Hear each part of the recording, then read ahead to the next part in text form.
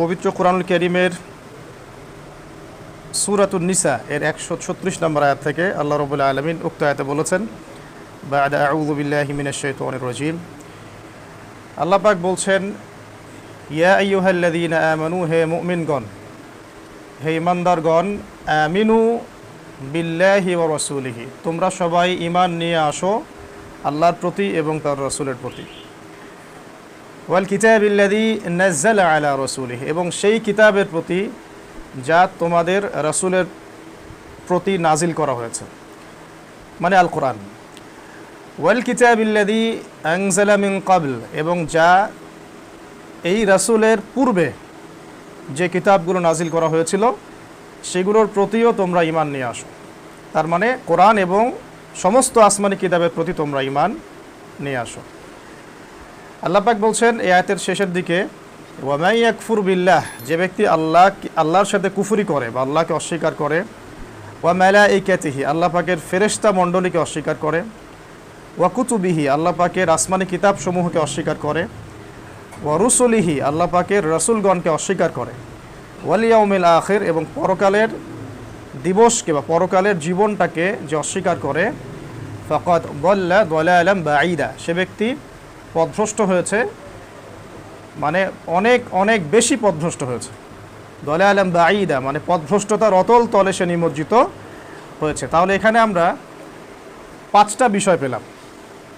এক হচ্ছে আল্লাহ, 2 হচ্ছে ফেরেশতা মণ্ডলী, 3 হচ্ছে আসমানি কিতাবসমূহ, 4 নবী রসুলগণ, 5 নাম্বার পরকালের জীবন। এখানে আমরা 5টা বিষয় পেলাম। এবার একটা হাদিসের দিকে আমরা লক্ষ্য করব। হাদিসটা হচ্ছে সহিহ মুসলিমের 9 নম্বর হাদিস এবং মিশকাতুল মাসাবিহ যে কিতাবটা আছে হাদিসের একটা বিখ্যাত কিতাব, এই কিতাবের 2 নম্বর হাদিস। এই হাদিসটাকে হাদিসে জিবরিল বলা হয়। কি বলা হয়? হাদিসে জিবরিল বলা হয়। তো এই হাদিসে জিবরাইল আলাইহিস সালাম মানুষের রূপ ধরে মসজিদে এসেছিলেন। বলেন সুবহানাল্লাহ। জিবরাইল আলাইহিস সালাম সাধারণ মানুষের রূপ ধরে মসজিদে এসেছিলেন, ধবধবে সাদা কাপড় পরে, কুচকুচে কালো চুল নিয়ে, একদম পরিপাটি হয়ে এসে নবী সাল্লাল্লাহু আলাইহি ওয়াসাল্লামের কাছাকাছি বসেছিলেন, হাঁটুর সাথে হাঁটু লাগিয়ে দিয়েছিলেন, তার 2 হাত আল্লাহ রসুলের উরু বা রানের উপর রেখেছিলেন, রেখে বলেছিলেন, ইয়া মুহাম্মদ সাল্লাল্লাহু আলাইহি ওয়াসাল্লাম আখবিরনি আনিল ইসলাম, আমাকে ইসলাম সম্পর্কে বলুন। নবী ইসলাম সম্পর্কে বলেছেন। এরপর তিনি প্রশ্ন করেছিলেন, আখবিরনি আনিল ঈমান, আমাকে ঈমান সম্পর্কে বলুন। এরপরে তিনি বলেছেন, আখবিরনি আনিল ইহসান, আমাকে ইহসান সম্পর্কে বলুন। 4 নম্বরে গিয়ে প্রশ্ন করেছেন, আখবিরনি আনিস সাআহ, আমাকে কিয়ামতের দিবস সম্পর্কে বলুন। মানে 4টা প্রশ্ন করা হয়েছে নবী সাল্লাল্লাহু আলাইহি ওয়াসাল্লামকে।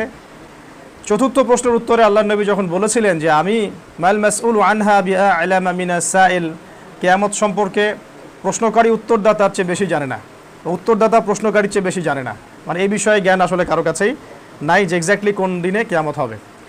তখন তিনি 5ম প্রশ্ন করেছিলেন যে আখবিরনি আন আমারাতিহা, তাহলে আমাকে কিয়ামতের আলামত কিছু বলে দিন। তখন নবী সাল্লাল্লাহু আলাইহি ওয়াসাল্লাম বলেছিলেন, আন তালিদাল আমাতু রাব্বাতুহা, দাসী তার মনিবকে জন্ম দিবে, আর সমাজে নিকৃষ্ট শ্রেণীর মানুষকে দেখা যাবে উঁচু উঁচু অট্টালিকা নির্মাণের প্রতিযোগিতা করছে। এই 2টা আলামত এই হাদিসে পাওয়া যায়। এই হাদিসটাকে হাদিসে জিবরিল বলে। তো পুরো হাদিসটা আমাদের আজকের আলোচ্য বিষয় নয়। এখান থেকে মূল জায়গাটা কোনটা? আখবিরনি আনিল ঈমান, ঈমান কাকে বলে, ঈমানের ডেফিনেশনটা দিন।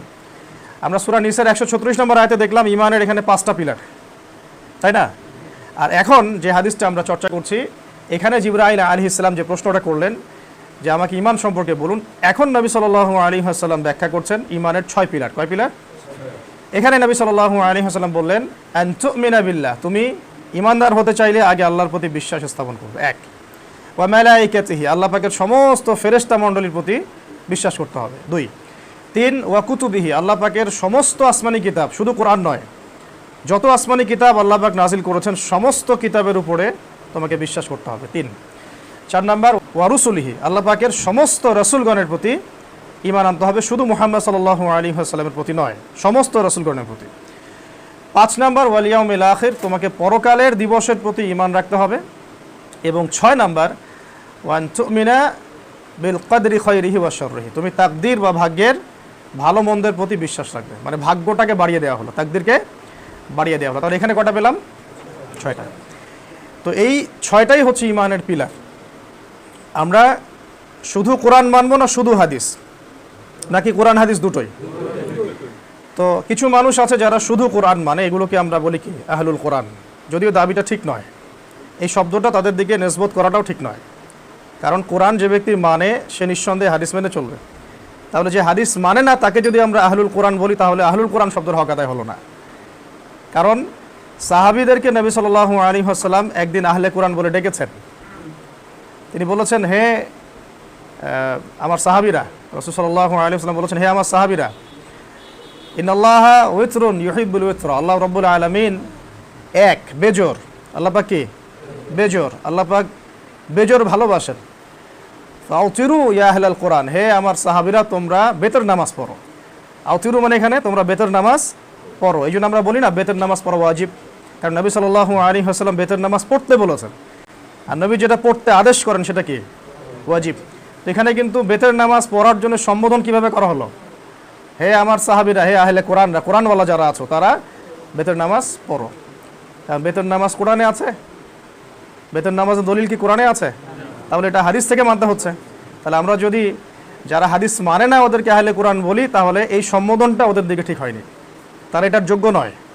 আহলে কোরআন শব্দটা আমরা আরও বড় অর্থে নিয়ে আসতে পারি, যারা কোরআন এবং হাদিসের পরিপূর্ণ জ্ঞান রাখে বা এটার উপর আমল করে।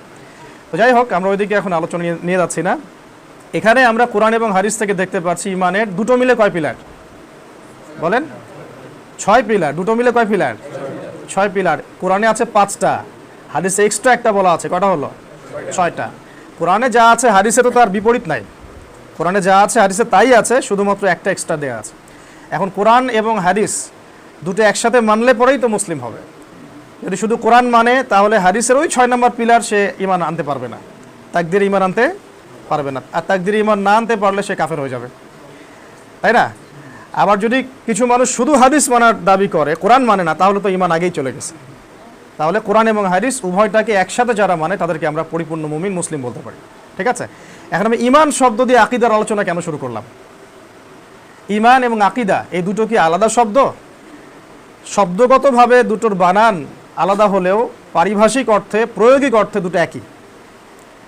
আপনারা জানলে অবাক হবেন, রাসূল সাল্লাল্লাহু আলাইহি ওয়াসাল্লামের যুগে, সাহাবীদের যুগে বলা হচ্ছে যে দ্বিতীয় থেকে তৃতীয় হিজরি পর্যন্ত, দ্বিতীয় থেকে তৃতীয় শতাব্দী, হিজরি না শুধু, হিজরি সনের শতাব্দী পর্যন্ত আকীদা বোঝাতে ইমান শব্দটাই প্রয়োগ করা হতো।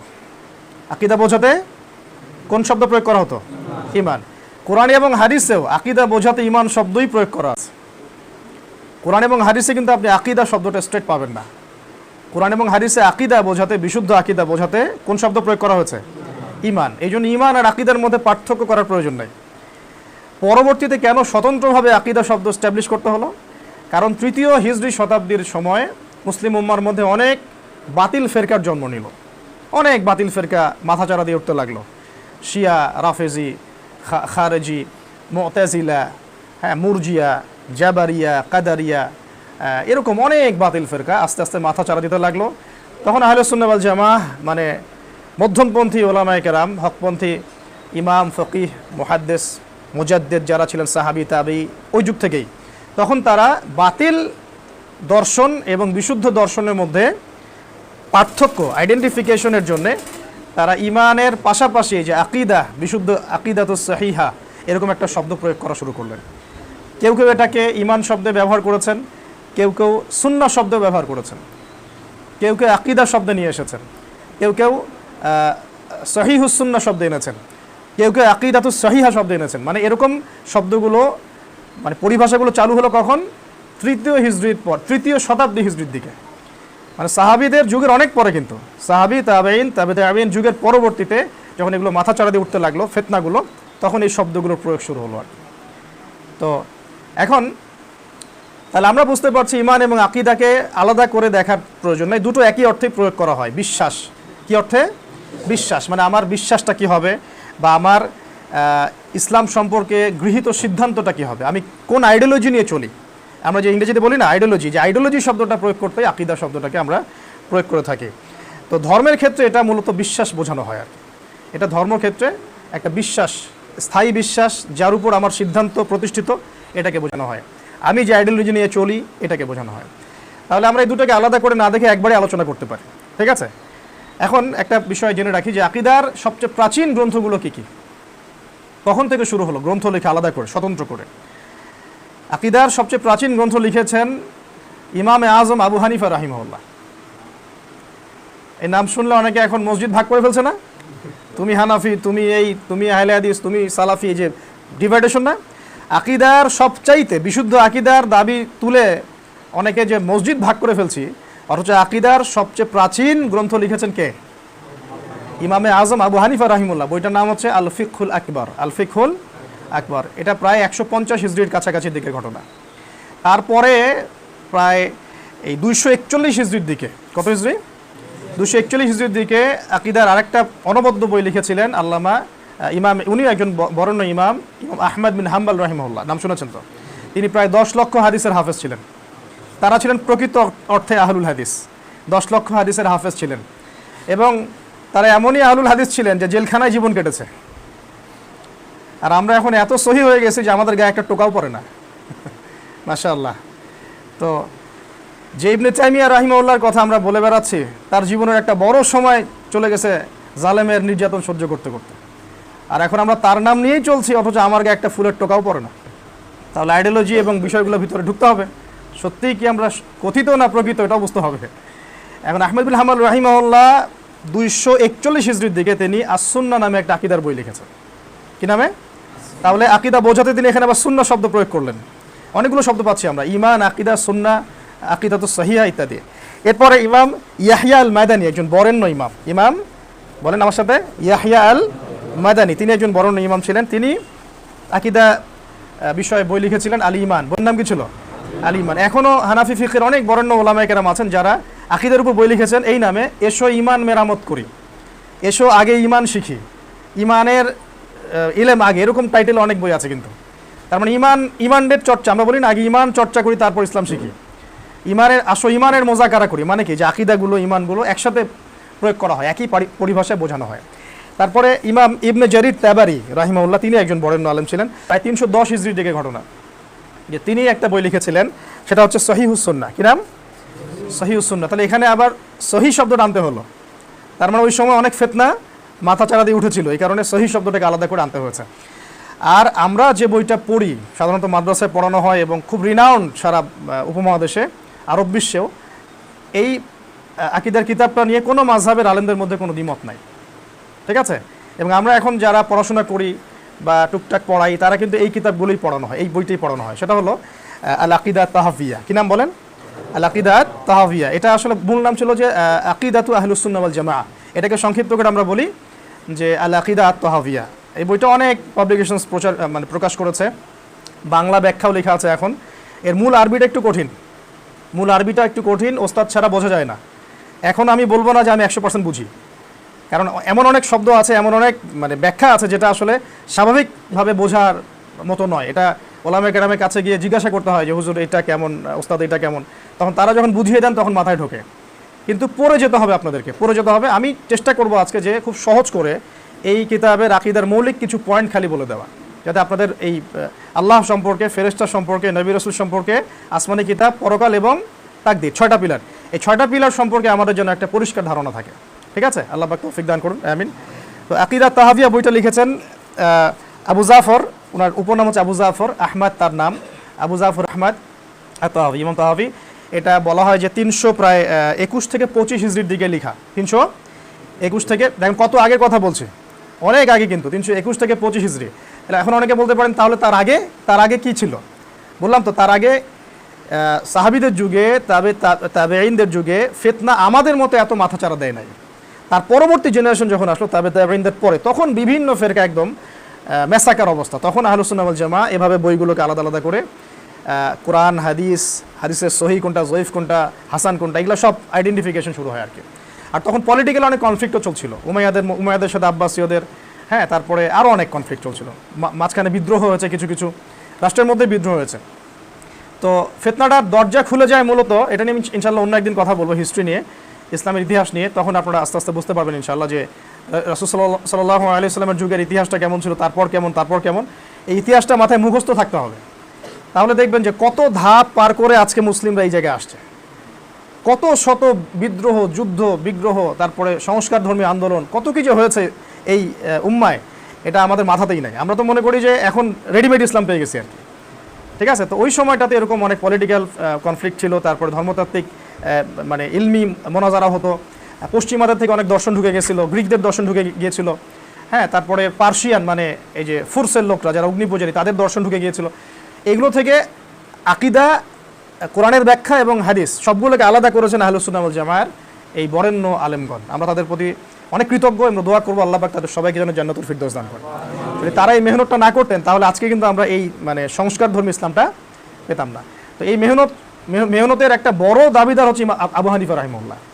আমরা বুঝে না বুঝে তাকে অনেক সময় কি করি, এখন তো ফিতনার যুগ, অনলাইনের যুগ, বুঝে না বুঝে আমরা ইমামদেরকে গালি দেওয়া শুরু করি। এই সংস্কারের অন্যতম একজন মানুষ হচ্ছেন ইমাম আহমদ বিন হাম্বল রাহিমাহুল্লাহ, ইমাম মালিক রাহিমাহুল্লাহ, ইমাম শাফিঈ রাহিমাহুল্লাহ, আরও অনেক ইমাম ছিলেন, কিন্তু প্রসিদ্ধি পেয়েছে সবচেয়ে বেশি এই চারটা মাযহাব আর কি। এখন তো মাযহাবের আলাপই করা বন্ধ করে দিয়েছে। মাযহাব একটা চিরায়ত জিনিস, এটা না মানলে মানুষ ইসলামই ফলো করতে পারবে না। এখন যারা আমরা এই 1450 বছর পরে জন্ম নিয়েছি, আমরা যদি এই লেগেসি ফলো না করি তাহলে ইসলাম সরাসরি পালন করা আমাদের পক্ষে আসলেই সম্ভব না। যে বলে সম্ভব সে আসলে দিন শেষে আপনাকে তার তাকলিদের দিকে নিয়ে যাবে, দিন শেষে আপনাকে তার তাকলিদের দিকে নিয়ে যাবে। তো আমরা সলফে সালেহিনের এই মানহাজ এবং মাযহাব দুটোই ফলো করবো ইনশাআল্লাহ। আল্লাহ পাক আমাদেরকে তৌফিক দান করুন। এখন এই বইটার মধ্যে অনেক ডিটেলস কথা আছে, খুব সহজ করে যদি আমরা বলি, চেষ্টা করছি, এটা সহজ না, চেষ্টা করছি যে আমরা প্রথমে আমাদের ঈমান এবং আকীদা পরিষ্কার রাখবো আল্লাহ সম্পর্কে। কি সম্পর্কে? আল্লাহ সম্পর্কে। এখন আল্লাহ সম্পর্কে আমাদের আকীদা বিশ্বাসটা আমরা 3 ভাগে ভাগ করতে পারি। কয় ভাগে? একটু সহজ করে বলার চেষ্টা করছি, একটু মনোযোগ দেন। 1 নম্বর হচ্ছে আল্লাহ পাকের একত্ববাদ, যে তাওহীদ, এই তাওহীদটাকে আমরা 3টা ক্লাসিফিকেশন আনতে পারি। একটা হলো তাওহীদে রুবুবিয়াত, আমার সাথে বলেন তাওহীদে রুবুবিয়াত। একটা হলো তাওহীদে উলুহিয়াত, তাওহীদে উলুহিয়াত। একটা হচ্ছে তাওহীদে আসমা ও সিফাত, তাওহীদে আসমা ও সিফাত। আচ্ছা, ব্যাখ্যা করছি ছোট করে। রুবুবিয়াত কি জিনিস? রুবুবিয়াত মানে হচ্ছে আল্লাহকে রব বলে স্বীকার করা, মানে আল্লাহ পাক আমার স্রষ্টা, আল্লাহ পাক আমার মালিক, আল্লাহ পাক আমার রিজিক দাতা, আল্লাহ পাক আমার জীবন দাতা, আল্লাহ পাক মৃত্যু দাতা, আল্লাহ পাক সব। এই যে আল্লাহ রব্বুল আলামিন আমার মালিক, আমার রব, আমার প্রতিপালক, এই কনসেপ্টের নাম কি? তাওহীদে রুবুবিয়াত। মনে রাখবেন তাওহীদের পরিণাম হলো জান্নাত। তাওহীদের পরিণাম কি? জান্নাত। যার মধ্যে তাওহীদ আছে ইনশাআল্লাহ জান্নাতে যাবে, যার মধ্যে তাওহীদ নাই, শিরক আছে, নিঃসন্দেহে জাহান্নামে যাবে। যদি শিরক থেকে তওবা না করে মারা যায় খুব কঠিন জান্নাতে যাওয়া, ইম্পসিবল বলা যায়।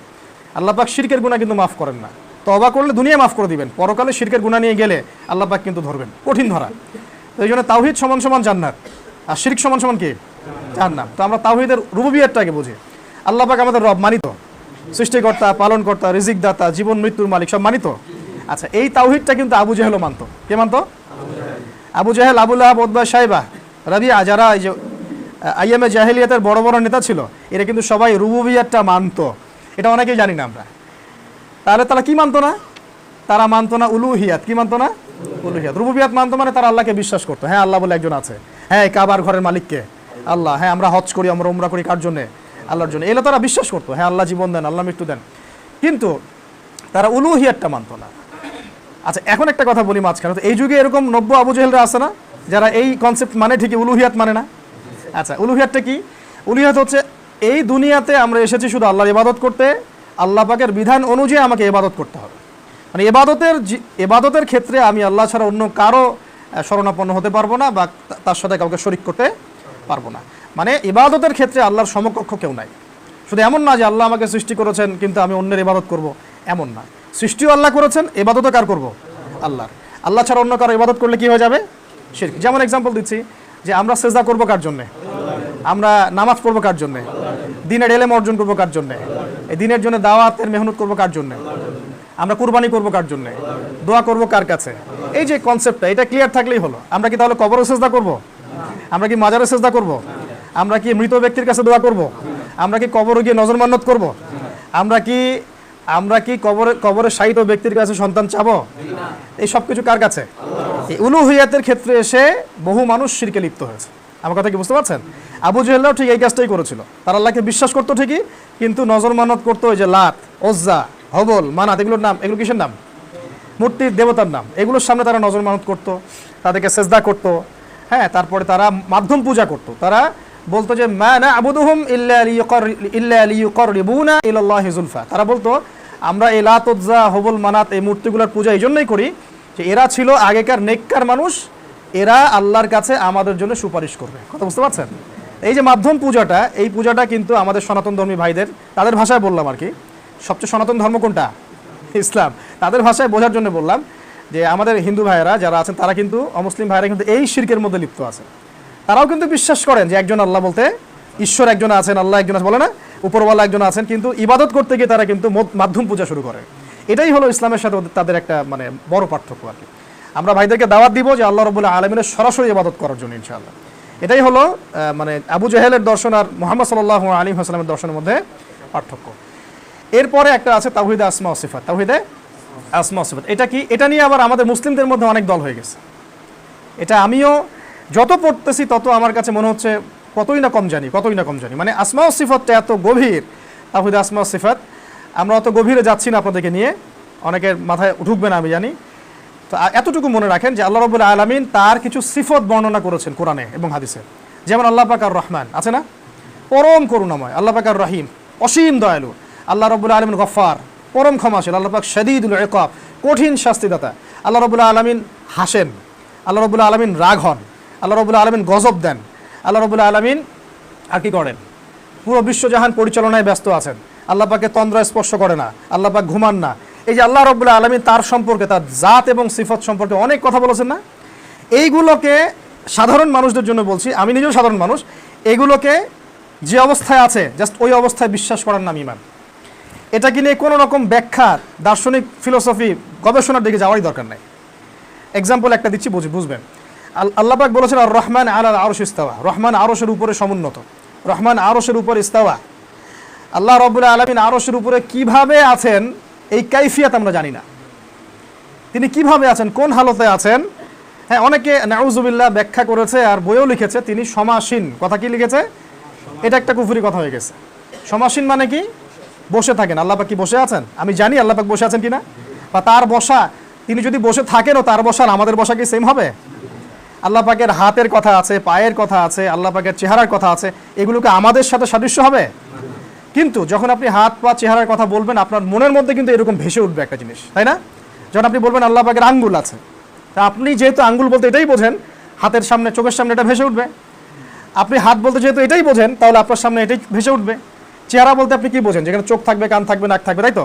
যদি আপনি আল্লাহর চেহারা বলতে বলতে আপনি এই কল্পনা নিয়ে আসেন, কুফরি হয়ে যাবে। কি হয়ে যাবে? অতএব এই জায়গাগুলো, শব্দগুলোকে এই জায়গায় রেখে দিতে হবে। এগুলো নিয়ে কোনো প্রকার ব্যাখ্যা বিশ্লেষণের প্রয়োজন নাই। আল্লাহ রাব্বুল আলামিন তার জাত এবং তার সিফতের মতো। আল্লাহ পাক তার মতো হাসেন, কেমন আমি জানি না। আল্লাহ পাক তার মতো করে রাগ হন, এই রাগ আমাদের রাগের মতো নয়। আল্লাহ পাক পরম করুণাময়, অসীম দয়ালু। কেমন পরম করুণাময়, কত অসীম আমরা জানি না, আমরা মিসাল দিতে পারবো না। লাম ইয়ালিদ ওয়া লাম ইউলাদ ওয়া লাম ইয়াকুল লাহু কুফুয়ান আহাদ, তার সমতুল্য আর কিছুই নাই। মানে কোনো কিছু দিয়ে এটাকে ব্যাখ্যা করা যাবে না বা মিসাল নিয়ে আসা যাবে না। মিসাল আনতে গেলেই কি হবে? কুফরি হয়ে যেতে পারে। তো এইটা নিয়ে মুসলিমদের মধ্যে বহু দল হয়ে গেছে, বহু। কেউ কেউ আল্লাহ পাকের সিফতগুলো অস্বীকার করেছে। মুতাজিলা একদল আছে, মুতাজিলা, কি নাম? মুতাজিলারা বলে আল্লাহ পাকের এরকম জাত সিফত এগুলা তারা বিশ্বাস করে না। হ্যাঁ, আবার অনেক আছে ফালাসিফা দার্শনিক, অনেকে আশারিয়া আছে, অনেক রকম দার্শনিক আছে। তো এদিকে আমরা যাচ্ছি না। আহলে সুন্নাহ ওয়াল জামাআহ বলছে যেটা যেভাবে আছে ওইভাবে রেখে দেন, করেন। এ ব্যাপারে একটা খালি আমি অ্যারাবিক জুমলা কোট করছি। ইমাম মালিক রাহিমাহুল্লাহ বলেছেন, কোন ইমাম? ইমাম মালিক রাহিমাহুল্লাহ। তিনি কিন্তু প্রচুর নির্যাতনের শিকার হয়েছিলেন বাগদাদে। হ্যাঁ, ওই যে কিছু মানুষ যে হাত বাঁধে না, এমন করে দাঁড়া থাকে না, ইমাম মালিক রাহিমাহুল্লাহকে এত নির্যাতন করা হয়েছিল যে হাত তিনি বাঁধতে পারেননি, অনেকদিন নামাজে হাত বাঁধতে পারেন নাই। সমাজের মানুষ ওই সময় সমাজের বেশিরভাগ আলেম এক মতাদর্শের ছিলেন, তিনি আলাদা ছিলেন। আহমদ বিন হাম্বল রাহিমাহুল্লাহর সময় একই ঘটনা, সমাজের বেশিরভাগ মানুষ এক মতাদর্শের, তিনি আলাদা। আমি সামনে আসছি। আহমদ বিন হাম্বল রাহিমাহুল্লাহর সময় বেশিরভাগ আলেম পর্যন্ত বলছিল যে কোরআন আল্লাহর সৃষ্টি। কোরআন আল্লাহর কি? তিনি একাই দাঁড়িয়ে বলেছেন কোরআন আল্লাহর সৃষ্টি নয়, কোরআন আল্লাহর কালাম। কোরআন আল্লাহর কি? ব্যাস, সরকারি নির্যাতনের শিকার হলেন, একদম জেলখানায় ঢুকিয়ে মায়ের শুরু হলো রিমান্ডে। তো পরবর্তীতে ওই জালেম শাসকের পতন হয়ে গেছে, কিন্তু আহমদ বিন হাম্বল রাহিমাহুল্লাহর পতন হয় নাই। পরবর্তীতে জালেম শাসকের পতন হওয়ার পরে নতুন শাসক এসেছে, তারা আহমদ বিন হাম্বল রাহিমাহুল্লাহর মূল্য কদর বুঝতে পেরেছেন, তাকে আবার সম্মানিত করেছে। এটা আপনারা ইয়াতে পাবেন, ইসলামের ইতিহাস পড়লে পাবেন। তো ইমাম মালিক রাহিমাহুল্লাহ বলেছেন এই ব্যাপারগুলো নিয়ে, আল্লাহ পাকের আসমা ও সিফাতগুলো নিয়ে, যে মা'নাহা মা'লুম, এর মানে আমরা জানি, এর মানে কি আমরা জানি, মালুম মানে জানি। আল কাইফিয়া, এর মানে কাইফিয়াত কেমন এটা মাজহুল, আমরা জানি না।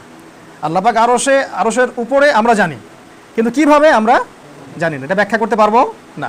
তারপরে তিনি বলছেন ওয়াল ঈমানু বিহি ওয়াজিবুন, এর উপর ঈমান রাখা কি ওয়াজিব, এর উপর ঈমান রাখা কি ওয়াজিব। আল্লাহ পাকের আসমা ও সিফাত, আল্লাহ পাকের এই জাত ও সিফাতগুলো সম্পর্কে ঈমান রাখা ওয়াজিব। আর ওয়াসুআলু আনহা বিদআতুন, এটা নিয়ে বেশি প্রশ্ন করা কি বেদাত। এতটুকু যথেষ্ট আমাদের জন্য, ঠিক আছে? আমরা সাধারণ মানুষ, আমাদের জন্য এতটুকু যথেষ্ট। কারণ আমরা আল্লাহ সম্পর্কে এই বিষয়গুলো জানলাম। এছাড়াও এর অপোজিশনে আবার শিরক আছে, যেমন তাওহীদে রুবুবিয়াত যেমন আছে, আবার শিরক হয় বিশ্বাসের ক্ষেত্রে। তাওহীদে উলুহিয়াত যেমন আছে, আবার ইবাদতের ক্ষেত্রেও শিরক হয়ে যায়। তাওহীদে আসমা সিফাত যেমন আছে, আবার ওই আসমা সিফাতেও মানুষ শিরক করে ফেলে।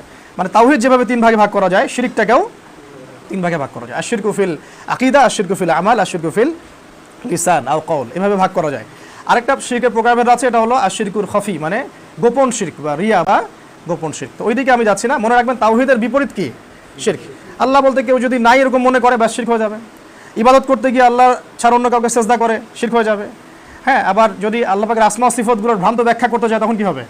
শিরক হয়ে যাবে। তাহলে তাওহীদ যেমন 3 ভাগে ভাগ করা যায়, শিরকটাকেও 3 ভাগে ভাগ করা যায়। এখন আল্লাহ পাক সম্পর্কে আমরা এই বিষয়গুলো জানি আলহামদুলিল্লাহ। আরও কিছু বিষয় এই বইয়ে, আহলুস সুন্নাহ ওয়াল জামাআর যে রিনাউন্ড এই বই আকিদা তাহাভিয়া, এই বইয়ের মধ্যে আরও কিছু কথা আল্লাহ পাক সম্পর্কে আনা হয়েছে, যেগুলো আমরা সচরাচর আলোচনা করি না। একটু ঈমান তাজা করার জন্য আমরা একটু বলে নেই, আমি জাস্ট পয়েন্ট আউট করে এনেছি। 1 নম্বর হচ্ছে আল্লাহ পাকের সাদৃশ্য আর কিছু নাই। আমি সহজ করে আপনাদের জন্য বলছি, আল্লাহ পাকের সাদৃশ্য আর কিছু নাই। কেউ যদি বলে আল্লাহ রাব্বুল আলামিন এরকম শক্তিশালী, ঠিক যেমন এমন এমন এমন এমন, এই যে সাদৃশ্য, ব্যাস এক্সাম্পল দিচ্ছি, আল্লাহ মাফ করুক। কেউ যদি বলে যে 1 কোটি ফেরেশতার শক্তি যেমন আল্লাহর শক্তি তেমন, আউযুবিল্লাহ, এটা সাদৃশ্য যদি কেউ তুলনা করতে যায়, ব্যাস কী হয়ে যাবে? কুফরি হয়ে যাবে, শিরক হয়ে যাবে। মানে আল্লাহ পাকের সাদৃশ্য কিছুই নাই, কোনো কিছু দিয়েই আল্লাহ পাকের সাদৃশ্য প্রমাণ করা যাবে না। ঠিক কুল হু আল্লাহু আহাদ আল্লাহুস সামাদ সূরার মধ্যে আছে, হ্যাঁ, লাম ইয়ালিদ ওয়া লাম ইউলাদ ওয়া লাম ইয়াকুল লাহু কুফুয়ান আহাদ, তার সমতুল্য আর কিছুই নাই। আচ্ছা, এরপরে আমরা এটাও আকীদা রাখবো আল্লাহ পাক সম্পর্কে যে আল্লাহ রাব্বুল আলামিন কোনো কিছু করতে অক্ষম নন, কোনো কিছু করতে অক্ষম নন, সব কিছু আল্লাহ পাকের পক্ষে করা সম্ভব। 3 নাম্বার, আল্লাহ রাব্বুল আলামিনকে কেউ অক্ষমকারী নয়। আল্লাহ রাব্বুল আলামিনকে কেউ অক্ষমকারী নয়, মানে আল্লাহ পাকের শক্তির বিরুদ্ধে কেউ শক্তি খাটিয়ে আল্লাহ পাককে অক্ষম করতে পারবে না। আমি বললাম না, এগুলো অনেক বোঝার ব্যাপার, অনেক ব্যাখ্যার প্রয়োজন হয়, একটা জুমার খুদবা হয় না। আমি শুধু পয়েন্টগুলো আপনাদেরকে বলছি যাতে মাথায় থাকে আপনাদের আকীদার বিষয়গুলো। একটা 4 নাম্বার কথা বলতে চাই, সেটা হলো আল্লাহ রাব্বুল আলামিনের কোনো শুরু নাই, আবার আল্লাহ পাকের কোনো শেষ নাই। এটা কিন্তু আপনি গবেষণায় ঢুকলে কিন্তু আপনার মাথা খারাপ হয়ে যাবে। অতএব এদিকে যাবেন না, আপনি নিষেধ করছি আমি। শয়তান ওয়াসওয়াসা দিবে যে আল্লাহ সব সৃষ্টি করেছেন, তাহলে আল্লাহকে কি সৃষ্টি করেছে? তাহলে সব সৃষ্টির আগে আল্লাহ কোথায় ছিল? আল্লাহ পাক কখন থেকে আসলেন? তার আগে কি ছিল? এই যে চিন্তাগুলো আপনার মাথায় শয়তান ঢুকাতে পারে। ওই যে ব্যাস আমরা এটা ঈমানু বিহি ওয়াজিব আসওয়ালু আনহা বিদআ, এটা নিয়ে কোনো প্রশ্ন করা দরকার নেই। এখন আল্লাহ রাব্বুল আলামিনের কোনো শুরুও নাই, তার কোনো শেষ নাই। আমরা এটাকে বলি যে তিনি অনাদি এবং অনন্ত।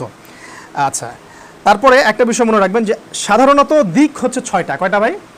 এই যে সামন পিছন ডান বাম, এই তো, এবং উপর নিচ, কয়টা দিক হয়?